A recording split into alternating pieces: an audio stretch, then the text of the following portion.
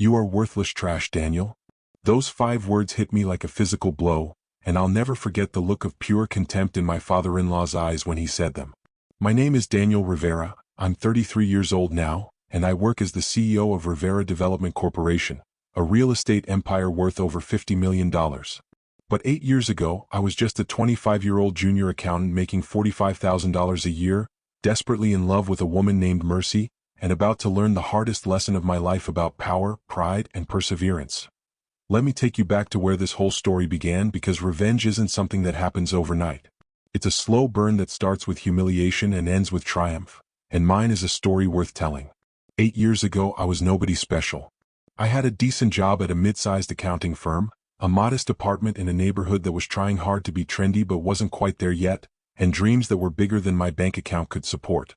What I did have, though, was Mercy. Mercy Thompson was the kind of woman who made you believe in fate. We met during my last year of college at a coffee shop near campus. I was drowning in financial statements for my senior thesis, and she was reading poetry, actually reading poetry in public like it was the most natural thing in the world.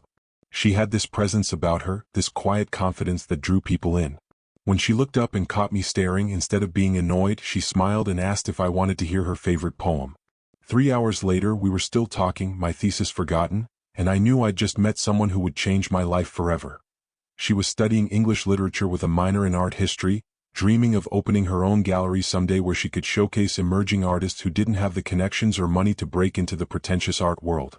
She came from money, serious old money, but you'd never know it by talking to her. Mercy didn't wear her privilege like armor the way so many people in her circle did. She wore thrift store dresses that somehow looked designer on her, she volunteered at literacy programs in underprivileged neighborhoods, and she genuinely believed that everyone deserved a chance to pursue their dreams regardless of where they came from. Her father, Richard Thompson, was the complete opposite. Richard was old money personified, the kind of wealth that stretches back 4 generations, built on real estate holdings, investment portfolios, and the kind of connections that make or break careers with a single phone call. The Thompson name opened doors in our city that most people didn't even know existed. Country clubs, charity boards, political fundraisers. Richard Thompson moved in circles where your last name mattered more than your character, and your bank account mattered more than your dreams. From the very first time Mercy brought me home to meet her family, I could feel Richard's cold assessment boring into me like a drill. We were having dinner at their estate, and estate is really the only word for it. 15,000 square feet of marble floors, crystal chandeliers, and artwork that belonged in museums. I showed up in my only suit, a department store special that I'd bought for job interviews, and I felt like an imposter from the moment I walked through those massive front doors. Richard barely acknowledged me during dinner, asking perfunctory questions about my background, my job prospects, my family, each question designed to highlight exactly how far beneath his daughter I was. My father was a mechanic who owned a small auto repair shop. My mother was an elementary school teacher. We weren't poor, but we certainly weren't wealthy, and we definitely didn't summer in the Hamptons or winter in Aspen. I grew up in a 3-bedroom house where money was always tight but love was abundant. I worked 2 jobs through college to graduate with minimal debt. I was proud of where I came from, proud of my parents' work ethic and values, but I could see in Richard's eyes that none of that mattered to him. I didn't have a trust fund, I didn't have connections, and therefore I didn't have value. But Mercy loved me, and for 3 beautiful years that was enough. We built a life together despite her father's disapproval. She moved into my modest apartment, decorated it with thrift store finds and her own artwork, and made it feel like home. We cooked dinner together, explored the city on weekends, talked about our dreams late into the night. She encouraged me in my career, celebrated every small promotion, and never once made me feel less than because I couldn't buy her expensive things or take her to 5-star restaurants every weekend. We were happy in a way that had nothing to do with money and everything to do with genuine partnership. After 3 years together, I saved up for 6 months to buy her a ring. It wasn't a massive diamond, it wasn't from Tiffany's, but it was beautiful and it was bought with money I'd earned through hard work and sacrifice. I proposed to her on the anniversary of the day we met, back at that same coffee shop where our story had started. She said yes through happy tears, and for one perfect moment, I felt like the richest man in the world. That feeling lasted exactly 2 weeks, until we went to her parents' house to share the news officially and start planning the wedding. That's when everything fell apart, and that's when Richard Thompson showed me exactly how ruthless a man could be when his pride was on the line. We were in his study, that sanctuary of masculine power with its leather chairs, mahogany desk, and shelves lined with first editions that he'd probably never read. Mercy had gone to find her mother, leaving me alone with Richard, and I should have known what was coming. He didn't congratulate me. He didn't shake my hand. He poured himself a scotch, didn't offer me one, and looked at me the way you might look at something unpleasant you'd stepped in on the street. "Daniel," he began, his voice cold and measured, "I'm going to be very clear with you because I don't believe in wasting time. You are not going to marry my daughter. This engagement is a mistake, and I'm going to give you the opportunity to correct it with some dignity intact." I felt my stomach drop, but I tried to keep my voice steady. "Sir, with all due respect, Mercy and I love each other. We're both adults and we've made our decision." He laughed, actually laughed at me, and the sound was filled with such contempt that it made my skin crawl. "Love?" he said, practically spitting the word. "You think love is enough? You think you can provide for my daughter on your accountant's salary? Mercy is accustomed to a certain lifestyle, Daniel. She's never had to worry about money, never had to sacrifice or go without. What are you going to give her? A cramped apartment and a mediocre middle-class existence. We'll build something together," I said, hating how defensive I sounded. "I'm working hard, moving up in my company. We don't need your money to be happy." That's when his expression turned truly ugly, and that's when he said the words that would echo in my head for years to come. "You are worthless trash, Daniel. You're a nobody from nowhere trying to climb above your station by attaching yourself to my daughter. You have nothing to offer her except dragging her down to your level. I've already arranged a better match for her, someone worthy of the Thompson name." I felt like I'd been punched in the gut. "What are you talking about? My college roommate and lifelong friend Marcus Wellington has a son, Christopher. Christopher went to Princeton. He works at Goldman Sachs pulling down $500,000 a year plus bonuses, and he comes from a family that matches ours in breeding and wealth. He's been interested in Mercy for years, waiting patiently while she got this little rebellion out of her system. Christopher is who Mercy should marry, who she will marry once you're out of the picture." "Mercy loves me," I said, but even to my own ears it sounded weak. "Mercy is confused," Richard countered. "She's young and idealistic, and she thinks love conquers all because she's never faced real hardship. But I know my daughter, Daniel. When push comes to shove, when she has to choose between you and her family, between struggling and security, she'll make the right choice. And I'm going to make sure that choice becomes very clear very quickly."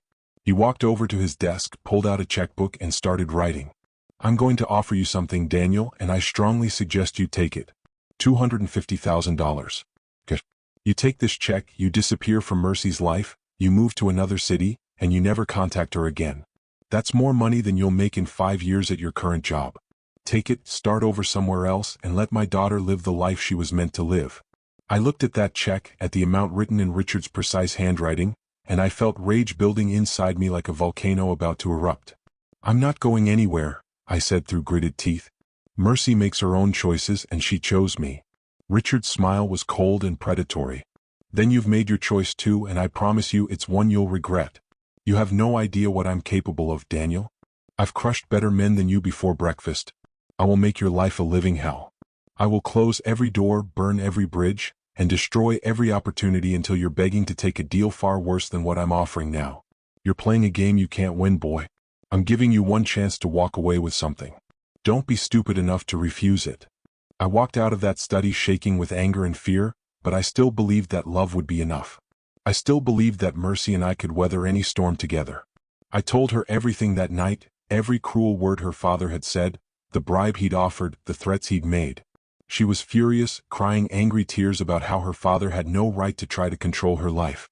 She swore that nothing would come between us, that we'd get married with or without her family's blessing, that she'd choose me over everything. For a few weeks, it seemed like we might actually make it.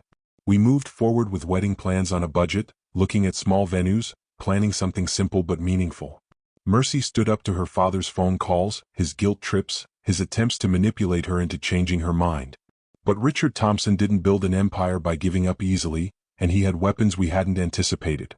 First, he cut Mercy off financially. Her credit card stopped working, her trust fund access was frozen, and the allowance she'd been receiving since college disappeared overnight. Mercy claimed she didn't care, that she'd get a job and support herself, but I could see the stress it caused. She'd never had to worry about money before, and suddenly she was checking price tags at the grocery store and taking the bus instead of Uber. She tried to hide it, but I knew it bothered her more than she wanted to admit. Then Richard started working on the rest of her family. Mercy's mother, Patricia, began calling every day in tears, begging Mercy to reconsider, saying that she was tearing the family apart. Her younger brother stopped returning her calls. Her sister uninvited her from her birthday party, saying that Dad had forbidden her from including Mercy if she was still with me. Every family event became a battlefield, every holiday a reminder of what she was losing by choosing me. But the worst part, the part that still makes me sick to think about, was what Richard did to me professionally. 1 month after that conversation in his study, I was called into my manager's office and told that my position was being eliminated. Budget cuts, they said, though I knew the real reason. My firm had just landed a major contract with one of Thompson's subsidiary companies, and apparently my continued employment was a deal breaker. I cleared out my desk that afternoon, carrying my few belongings in a cardboard box while my former colleagues avoided making eye contact. That I sent out resumes everywhere, hundreds of them, and got rejection after rejection. When I did get interviews, they went well until suddenly they didn't. I'd be told I was a top candidate, that they'd be in touch soon, and then nothing. Radio silence. I started to realize that Richard's reach was longer than I'd imagined. He had friends in every major company in the city, sat on boards, played golf with CEOs. A quiet word from Richard Thompson was all it took to make sure Daniel Rivera never got hired anywhere that mattered. 3 months after losing my job, I was working as a night shift manager at a 24-hour convenience store, making minimum wage and trying to pretend that everything was fine. Mercy was working at a small art gallery for barely above minimum wage herself, and we were struggling to make rent on my apartment. The stress was crushing us, but we kept telling ourselves that we'd get through it, that our love was strong enough to survive anything. Christopher Wellington, meanwhile, was following Richard's script perfectly. He started showing up at the gallery where Mercy worked, always under the guise of browsing art. He'd send flowers to our apartment with notes saying he hoped she was well. He attended every charity event and family gathering, making himself indispensable to the Thompson family, positioning himself as the stable, successful alternative to the struggling nobody Mercy had foolishly chosen. The breaking point came 6 months after I'd lost my job. Mercy and I had been arguing more, the stress of our situation creating cracks in what had once been an unshakable foundation. She was exhausted from working and from being isolated from her family. I was depressed and humiliated, feeling like I was failing at the most basic task of providing for the woman I loved. We stopped talking about wedding plans. We stopped talking about the future at all. We just existed day to day trying to survive. One night, Mercy came home from work with red eyes and a look on her face that I'd never seen before. We sat down on our second-hand couch and she took my hands in hers. "Daniel," she said, her voice breaking, "I can't do this anymore. I love you, I do, but my father was right. Love isn't enough. We're drowning and I can't watch you suffer like this anymore. I can't keep being the reason your life is falling apart. We can get through this," I begged, even though I could see in her eyes that she'd already made her decision. "We can move, go somewhere your father's influence doesn't reach, start over." She shook her head, tears streaming down her face. "I'm tired, Daniel. I'm tired of fighting, tired of being cut off from my family, tired of struggling. Christopher has been persistent and my family loves him, and maybe that's the life I was meant to have. Maybe my father was right about us." "Don't say that," I pleaded. "Don't let him win." "He already won," she whispered. "He won the moment I wasn't strong enough to keep fighting. I'm sorry, Daniel. I'm so sorry, but I can't marry you. I can't do this anymore." She moved out that night, packing her things while I sat in stunned silence. Within a week, I heard that she and Christopher were dating. Within a month, they were engaged. 6 months later, they had a wedding that cost more than most people make in 5 years, covered in society pages, everything her father had dreamed of. I fell apart after that. I lost the apartment because I couldn't afford it alone, moved back in with my parents at 26 years old, and took a job doing bookkeeping for a small construction company run by a guy named Joe Martinez. I drank too much, stopped exercising, stopped caring about anything. Richard Thompson had been right. I was worthless trash and I'd been put back in my place. But here's what Richard Thompson didn't understand about people like me, people who come from nothing. We know how to survive. We know how to get back up after being knocked down because we've been doing it our whole lives. And sometimes, being destroyed completely is exactly what you need to rebuild yourself into something unstoppable. Joe Martinez saved my life, though I didn't realize it at the time. Joe was 60 years old, had started his construction company 30 years earlier with nothing but a truck and a dream, and had built it into a multi-million-dollar operation through sheer determination. He took one look at me, broken and defeated, and saw something I'd stopped seeing in myself. About 3 months into my job, Joe called me into his office. It was nothing like Richard Thompson's study, just a cramped room with blueprints everywhere and a desk covered in coffee stains. "Kid," he said, and I appreciated that he called me kid instead of the failure I felt like. "You're wasting your life feeling sorry for yourself. I've been watching you and you've got something.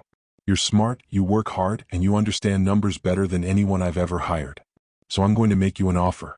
I'm going to teach you this business from the ground up, not just the accounting side but everything. How deals get made, how properties get developed, how fortunes get built. And if you prove yourself, I'll make you a partner." "Why would you do that?" I asked, suspicious of generosity after everything I'd been through. "Because 30 years ago someone gave me a chance when I was nobody, and it changed my life. Because I need someone smart to help me take this company to the next level, and I think you could be that person if you stop drowning in self-pity and start fighting back. And because, frankly, I like the idea of helping you prove that Thompson bastard wrong. I've known Richard for years, and he's exactly the kind of man who needs to be shown that money and connections aren't everything." That conversation changed everything. I stopped drinking, started working out again, and threw myself into learning everything Joe could teach me. I studied construction management, real estate development, market analysis, zoning laws, every aspect of the business I could absorb. I worked 16-hour days not because I had to but because I wanted to. Joe introduced me to contractors, architects, city officials, bankers, teaching me how relationships were built in this business, how trust was earned, how opportunities were created. That we started small, buying distressed properties at auction, renovating them, and selling them for profit. I learned to see potential where others saw only problems. That rundown Victorian with water damage? I saw a charming family home in an up-and-coming neighborhood. That abandoned warehouse near downtown? I saw loft apartments for young professionals. Joe taught me how to evaluate risk, how to spot trends before they became obvious, how to move fast when opportunities presented themselves. My first solo project was a duplex in a neighborhood that was just starting to gentrify. I bought it for $75,000, put in $30,000 in renovations, and sold it 6 months later for $160,000. My cut of the profit was $27,500, more money than I'd made in a year at my old accounting job. But more than the money, it was the proof that I could do this, that I wasn't the worthless failure Richard Thompson had claimed I was. Over the next 2 years, Joe and I flipped more properties, took on bigger projects, and built a reputation for quality work and smart investments. I was making more money than I ever had, but more importantly, I was building something real, something that couldn't be taken away by a rich man's phone call. Joe made me a full partner in the business, and we rebranded as Martinez Rivera Construction and Development. But I never forgot Richard Thompson. I never forgot the way he'd looked at me like I was garbage. I never forgot how he'd systematically destroyed my life to get what he wanted. And as my success grew, as I moved from flipping houses to developing entire blocks, from making 6 figures to making 7 figures, I kept my eye on the Thompson empire, waiting for my opportunity. 3 years after Mercy had left me, I had my first $1 million in the bank. A year after that, I had $5 million. I bought a penthouse apartment with a view of the city skyline. I drove a Tesla. I wore custom suits. I donated to charities and got invited to the same galas and fundraisers where the Thompson family used to look through me like I was invisible. People who'd ignored me before now wanted to do business with me, wanted to be seen with me, wanted to learn the secret of my success. The secret was simple. I outworked everyone. I was smarter about my investments. I took calculated risks that others were too afraid to take. And I never, ever forgot where I came from or who had tried to keep me there. While Richard Thompson's empire was stagnating, built on old money and older ways of doing business, I was innovating, adapting, seeing the future of real estate development in ways he couldn't imagine. I kept tabs on the Thompson family over those years. Richard's business was struggling, squeezed by younger, more aggressive developers who understood changing market dynamics better than he did. He'd made some bad investments, trusted the wrong people, and was too proud to admit when he was wrong. The Thompson empire, built over 4 generations, was showing serious cracks. Mercy's marriage to Christopher Wellington, meanwhile, was far from the fairy tale Richard had orchestrated. Christopher, it turned out, had a serious gambling problem that his family had been covering up for years. He also had a reputation in certain circles for infidelity, spending his nights at clubs while Mercy sat home alone in their mansion. I heard through mutual acquaintances that she was miserable, that the security and status her father had promised weren't compensation for a loveless marriage to a man who saw her as a trophy rather than a partner. I didn't take pleasure in her unhappiness. Despite everything, I'd loved Mercy once, and part of me always would. But I also knew we could never go back to what we'd been. Too much had happened, too much had changed. I was a different person now, harder but also stronger, and I'd learned that I didn't need anyone else's validation to know my worth. 5 years after Richard Thompson had called me worthless trash, the opportunity I'd been waiting for finally arrived. The Thompson Group's flagship property, a historic building in the heart of downtown that had been in the family for generations, was in serious financial trouble. The building needed major renovations to bring it up to code, updates that would cost millions. Richard had taken out loans against the property, using it as collateral for other investments that had gone bad, and now he was drowning in debt he couldn't repay. The banks holding his notes were getting nervous. Whispers were circulating in real estate circles that Thompson might have to sell, that the family's financial problems were worse than anyone realized. I'd positioned myself perfectly over the past few years, building relationships with these same banks, proving myself as a reliable borrower and smart developer. When the bank started looking for someone to buy Thompson's debt, my name came up naturally. I structured the deal carefully through shell companies and intermediaries, making sure Richard never knew I was involved until it was too late. I bought his debt at a discount, consolidated it, and positioned myself as his largest creditor. Then I waited, watching as Richard scrambled to find financing elsewhere, watching as doors closed in his face the way they'd once closed in mine. It was poetic justice that the same banks he'd once called to blacklist me were now refusing his calls. When Richard finally had no choice but to sell the building, my representatives made an offer. It was fair by market standards, perhaps even generous, but I knew what it really represented. That building was the crown jewel of the Thompson empire, the physical symbol of 4 generations of family wealth and power. Losing it would be a public admission that the mighty Thompson empire was crumbling, that Richard Thompson couldn't protect his family's legacy.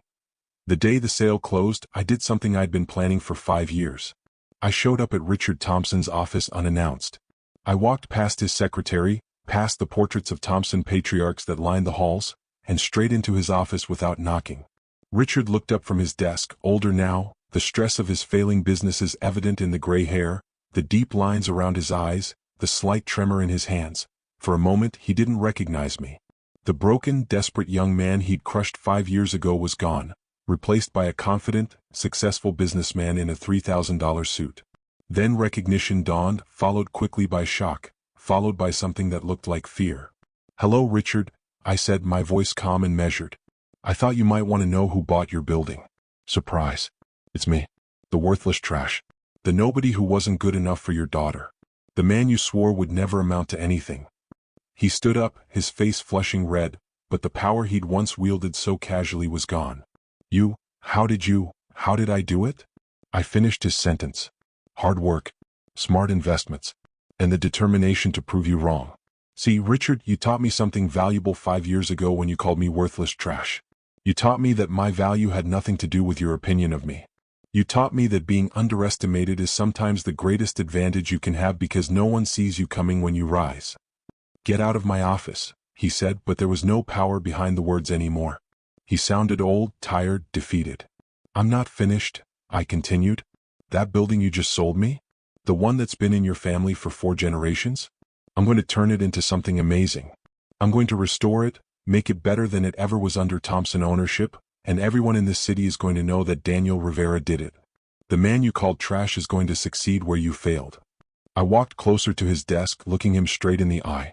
"But here's the difference between you and me, Richard. I'm not going to destroy people to feel powerful. I'm not going to judge someone's worth by their last name or their bank balance.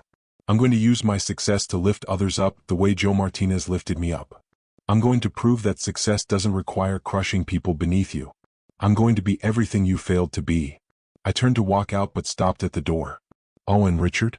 I heard about Christopher's gambling problem, his affairs, all that family money circling the drain. Funny how the pedigree you valued so much didn't guarantee character. You sacrificed your daughter's happiness for status and security, and she got neither. Mercy deserved better than both of us in the end, better than the nobody you despised and better than the somebody you forced her to marry. I hope she finds real happiness someday, something you were too concerned with appearances to care about."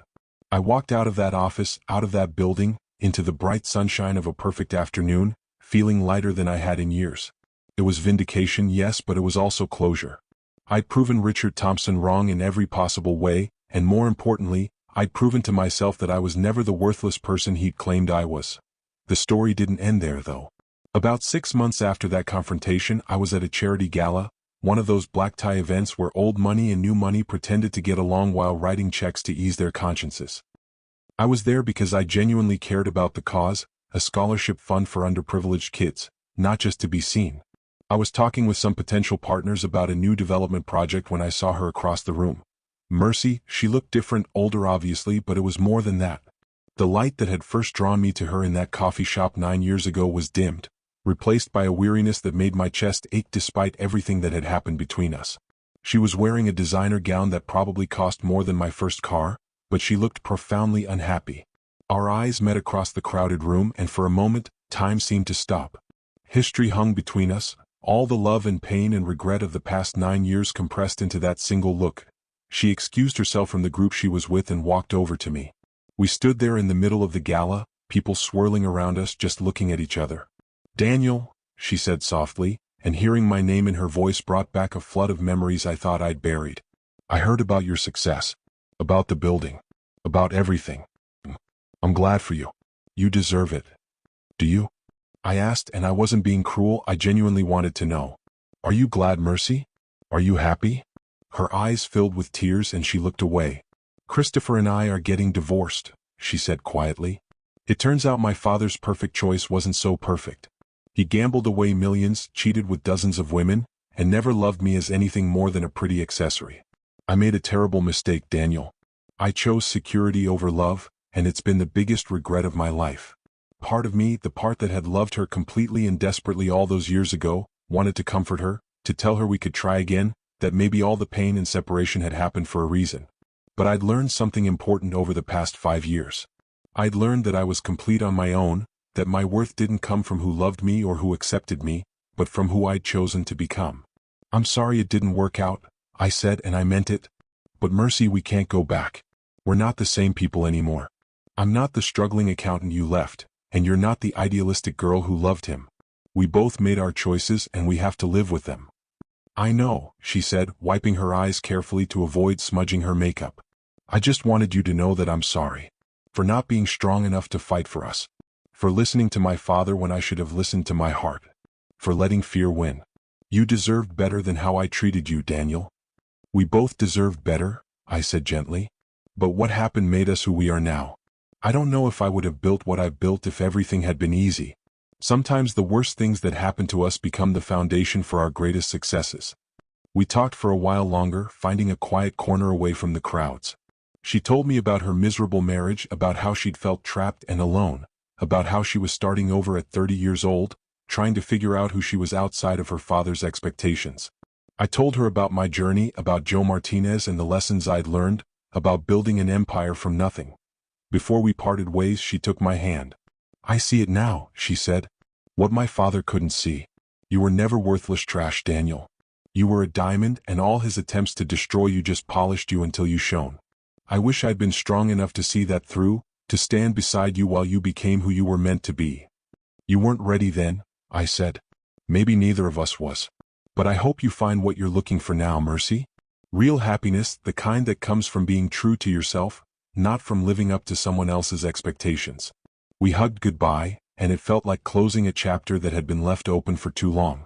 There was no anger anymore, no bitterness, just a bittersweet acknowledgement of what we'd been and what we'd lost. That if you're enjoying this story of revenge and redemption, do me a favor and hit that subscribe button right now. Ring that notification bell too, because I've got more incredible stories coming your way, stories about people who refused to stay down when life knocked them flat. Your support means everything to this channel and helps these messages reach people who need to hear them. So subscribe, like this video, and drop a comment telling me your own story of overcoming the odds. Now let's get back to it. Today I'm 33 years old and I run a real estate development company worth over $50 million.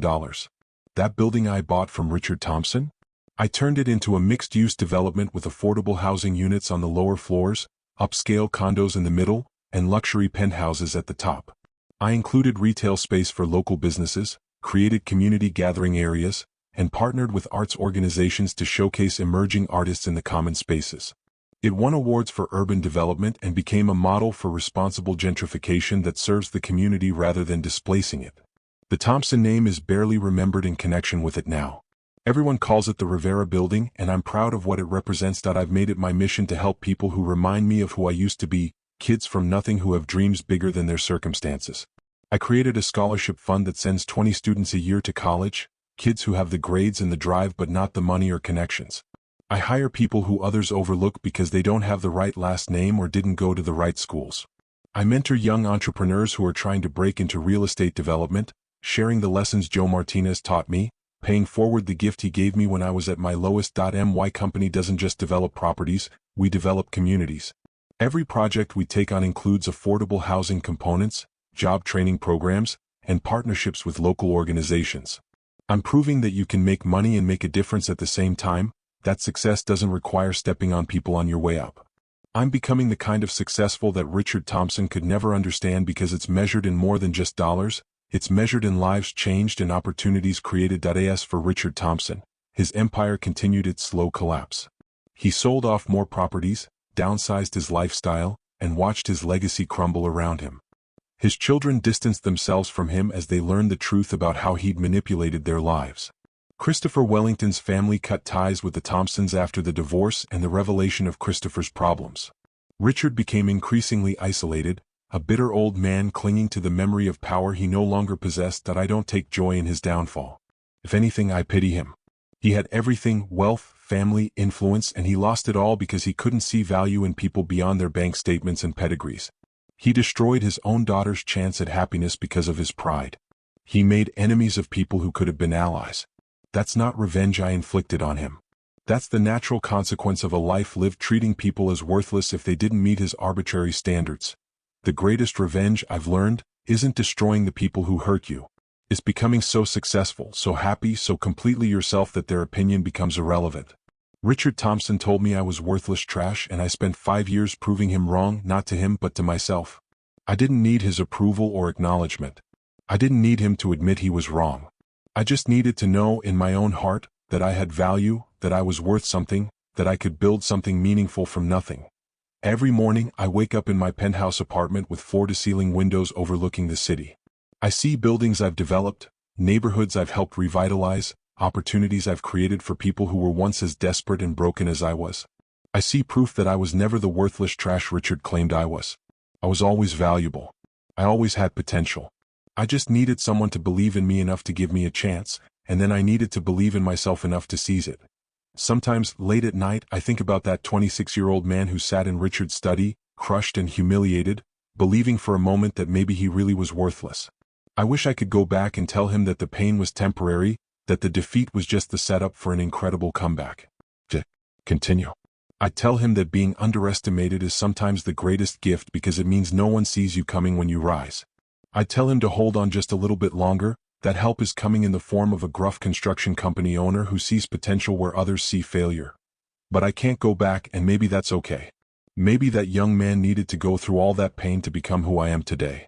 Maybe I needed to lose everything to understand what really mattered. Success isn't just about money or power or proving people wrong. It's about becoming someone you're proud to be, someone who uses their success to lift others up rather than push them down. Joe Martinez passed away 2 years ago, and losing him felt like losing a father. He had a heart attack on a job site, went quickly the way he probably would have wanted, still working, still building, still chasing the next opportunity. At his funeral, dozens of people came up to me with similar stories. Joe had given them a chance when no one else would. He'd seen potential in them that others had missed. He taught them not just about construction and business, but about character and integrity and what it means to be a good man. I gave the eulogy, and I told everyone there that Joe Martinez had saved my life. Not in a dramatic, pulling me from a burning building kind of way, but in a much more profound way. He'd saved me from becoming bitter and defeated. He'd saved me from believing the lies that Richard Thompson had told me about my worth. He'd saved me by showing me that success built on integrity and hard work was sweeter and more lasting than success built on crushing others. After Joe died, I renamed the company. It's now Martinez Development Corporation, keeping his name alive through the work we do.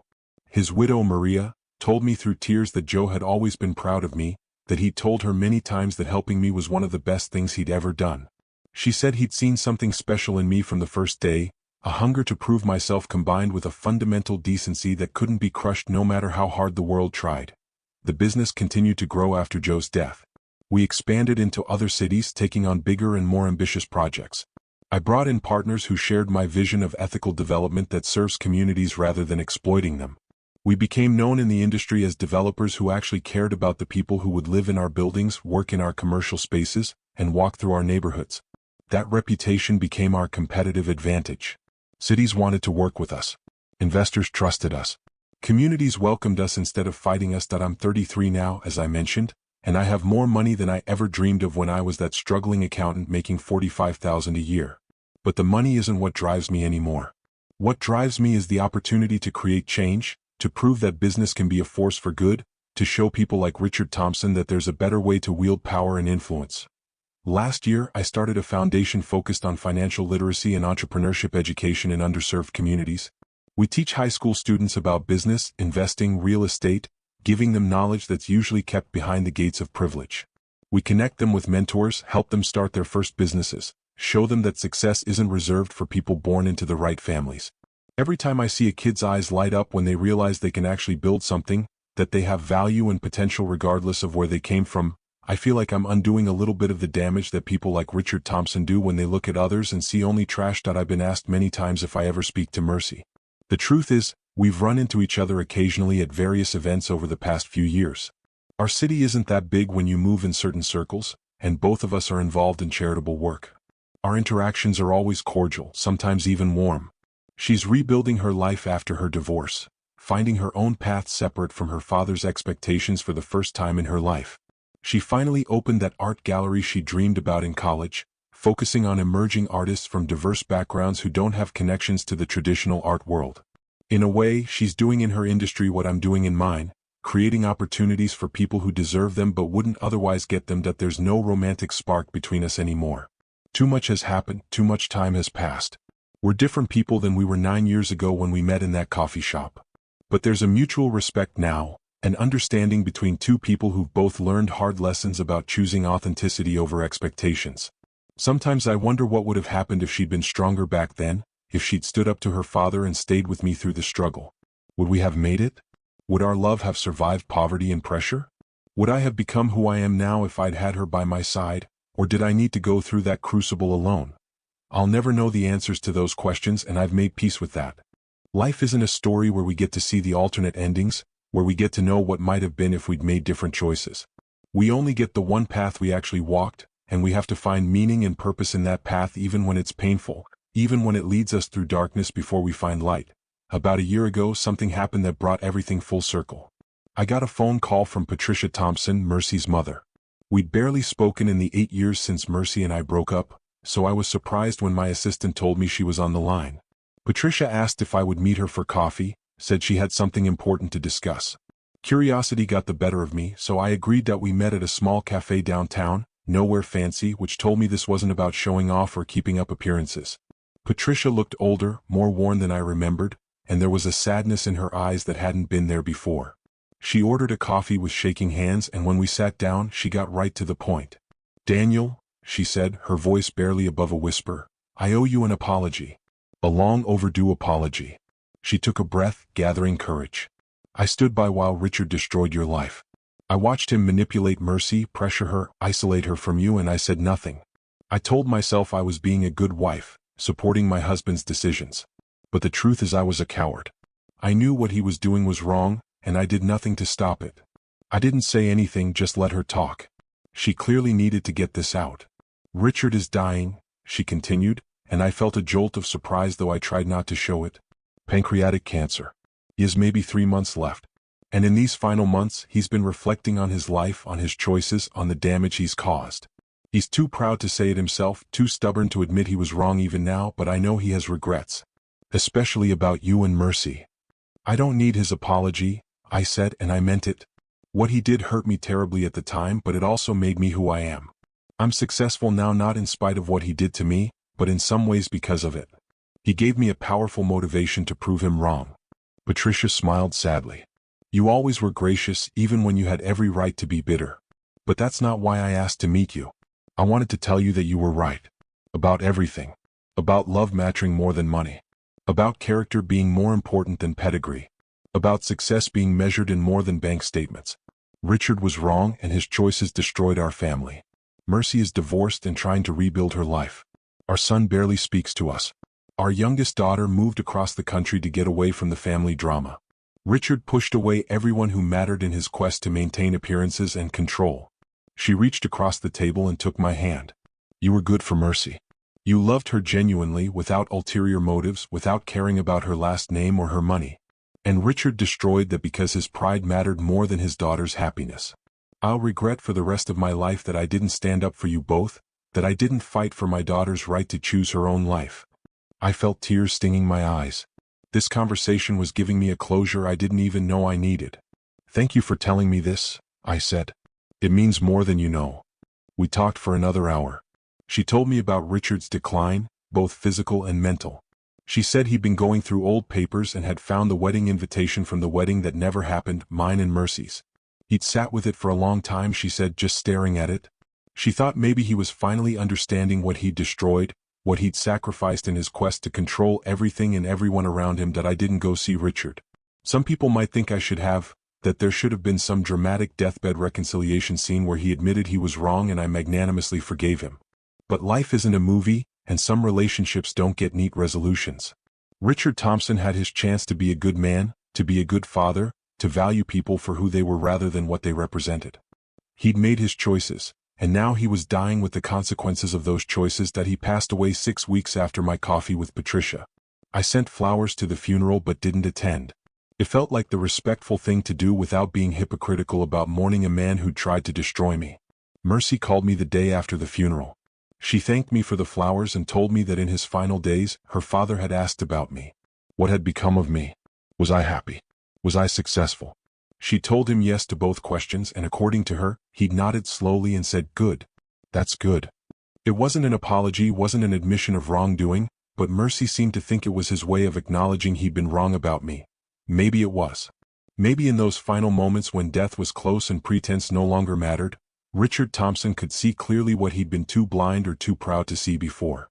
That worth isn't determined by last names or bank balances. That a man's value comes from his character, his integrity, his capacity to love and work and build something meaningful. That Daniel Rivera, the man he'd called worthless trash, had always had value. He just couldn't see it through his prejudice and pride. After Richard's death, something shifted in my perspective. The anger I'd carried for so long, anger I'd channeled into ambition and success, finally dissipated. I no longer felt like I had anything to prove. I'd built an empire. I'd proven him wrong in every measurable way. But more importantly, I'd proven to myself that my worth had never been in question. I'd always been valuable. I'd always had potential. I just needed the right circumstances and the right mentor to help me see it. I'm dating someone now, have been for about 8 months. Her name is Sarah, and she's a high school teacher in one of the underprivileged neighborhoods where my foundation works. She makes $55,000 a year, drives a 10-year-old Honda, and lives in a modest apartment with a roommate. She's also one of the most remarkable people I've ever met. She's dedicated to her students, spending her own money on supplies when the school budget runs out, staying late to tutor kids who are struggling, believing in young people who've been told they're worthless their whole lives. That I met her when I visited one of the schools where our foundation runs entrepreneurship programs. She was skeptical of me at first, suspicious of some rich developer who wanted to swoop in and save her students. But we got to talking and I shared my story, the real story of being called worthless trash and climbing my way up from nothing. She saw past the expensive suit and the success, saw the kid from a modest background who'd gotten knocked down and gotten back up. We connected over shared values, over a belief that everyone deserves a chance regardless of where they start in life. Sarah knows my whole story, everything about Mercy and Richard Thompson and the pain I went through. She knows I'm wealthy now, but she doesn't care about my money. She cares about who I am as a person, about my values, about how I treat others. She challenges me to be better, to use my resources and influence to create more change. She reminds me where I came from when the trappings of success start to feel normal. She's exactly the kind of partner I need, someone who loves me for who I am, not what I have. The irony isn't lost on me.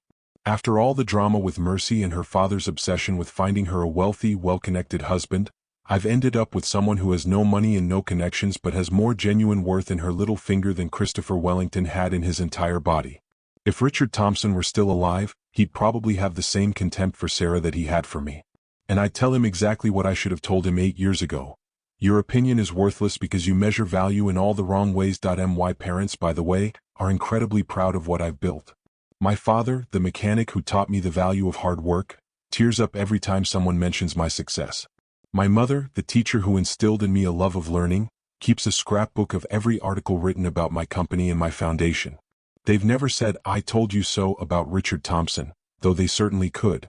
They raised me to be humble in success and gracious to others, and they're just happy I've stayed true to those values even as my circumstances have dramatically changed. That I bought them a house 2 years ago, paid off their mortgage and set up trust to ensure they'll be comfortable for the rest of their lives. My dad still works at his auto shop because he loves it, not because he has to. My mom volunteers at the library, reading to kids, helping with literacy programs. They could retire comfortably, travel the world, live luxuriously, but they choose to keep working because work gives them purpose and meaning. They taught me that lesson too, that success isn't about escaping work, it's about having the freedom to do work that matters to you. I think about legacy a lot these days. What will I leave behind when I'm gone? It won't be just buildings or money, though those things matter. It will be the lives I've touched, the opportunities I've created, the young people I've mentored who go on to build their own empires. It will be a different model of success, one that proves you can be wealthy and ethical, powerful and compassionate, successful and generous. Richard Thompson's legacy is crumbling buildings and broken relationships, a family scattered and damaged by his manipulation and pride. My legacy, I hope, will be communities revitalized, lives changed, and a new generation of leaders who understand that success means lifting others as you climb. The Rivera building that I developed from Richard's failed property is thriving. The affordable housing units are fully occupied by families who could never have afforded to live downtown otherwise. The retail spaces are filled with locally owned businesses, many owned by entrepreneurs who went through our foundation's training programs. The upper floor condos and penthouses are home to young professionals and established families who love the building's character and community feel. There's a rooftop gar. Some wounds cut deeper than words, but revenge can heal in unexpected ways. If you've ever been humiliated or underestimated, this story will speak to your soul. Subscribe, comment your thoughts, and share to inspire silent fighters everywhere.